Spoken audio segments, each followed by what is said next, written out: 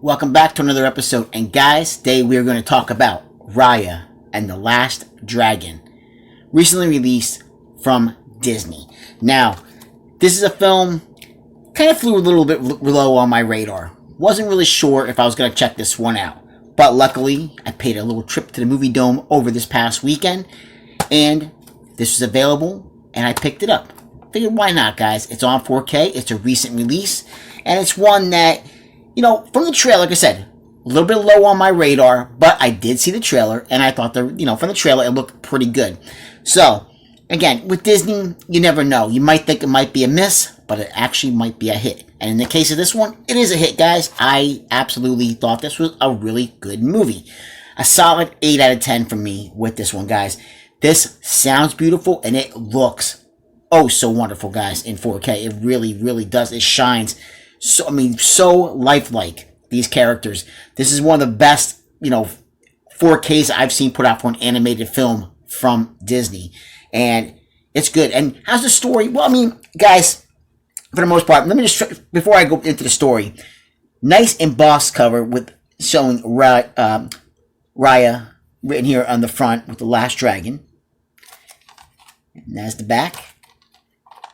And on the inside, same as the cover. And we have our Ultra 4K disc. And we have our regular standard Blu-ray. Now, we have Kelly Marie Tran does the voice of Raya, and Awkwafina does the voice of the dragon, Sisu. Basically, what the story is, we have this planet, this area, basically, that was basically guarded by the dragons. Everything was kept, everybody, it was peace and tranquility on this, in this area. And what happened was the dragons basically came across, there was this evil entity, these evil, mist type forces that, the dragons would have to fight against. And they created this sphere, basically. This ball of just pure energy power that was taken by these five dragons. And everything was forced into this ball. And because of that, it was able to keep, peace. But damage has been done. And everything now has been divided. All these different tribes in this areas have all been divided. And you just have one faction wants to get, you have this one area known as Heart. Basically, all these different areas have taken pieces, their names from the names of the dragons. So the dragons are no longer in existence. This evil mist that come around, basically once they, go through you, you turn to stone. And now, all these tribes and these, these areas, these different civilizations have different, one is, Talon, one is Fang, and this area where Raya is from is called Heart. They are the keepers of this sphere. And her father basically, calls a truce and says, listen, we need to all come together again. This cannot be going on. We need to come together.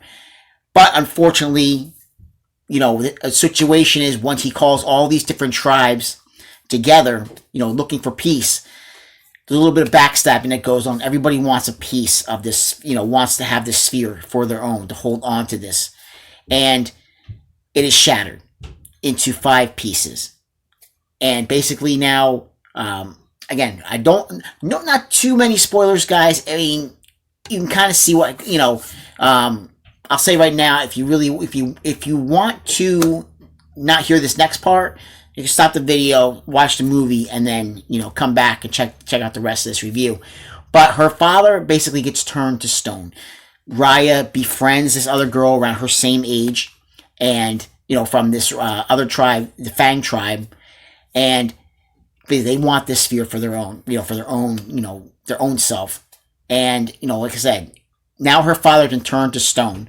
Raya is now, older, and she sets out on a mission to find, supposedly there is this one dragon who remains, who is sleeping, and that is Sisu, voiced by Awkwafina, who does a fantastic job. And there's the hope that by reuniting, by basically getting all these shards, these pieces back together and reforging this sphere, that Sisu can maybe do that. That everything that has been done, all the loved ones who have been turned to stone can now be human once again. So that is basically the goal of this film. Like I said, time passes, and Raya, she befriends many people along the way. And it's just it's just this movie without too many other spoilers. This movie is just it's not too much in your face with a lot of things. It's a girl's journey, as she grows older, and she wants to bring her father back and basically just try to fulfill what he wanted, and that was to bring everybody back together and have this sphere brought back together, and maybe even bring the dragons back. So this is just, like I said, it's a beautiful looking film. It sounds really good, and the acting is top notch. It's really good. Again, I think this film came out at a time, a few months ago when theaters were just kind of trying to get back into the, open up, and it didn't do so hot. And it was available on, Premiere Access, but it was one that like I said, I didn't check out. It was under my radar, but I did know about the film, having checked out the trailer. But I'm glad I got a chance to see it, because it's definitely a lot better than I expected. I figured maybe it would be pretty good, but I didn't think it would be as solid as it was.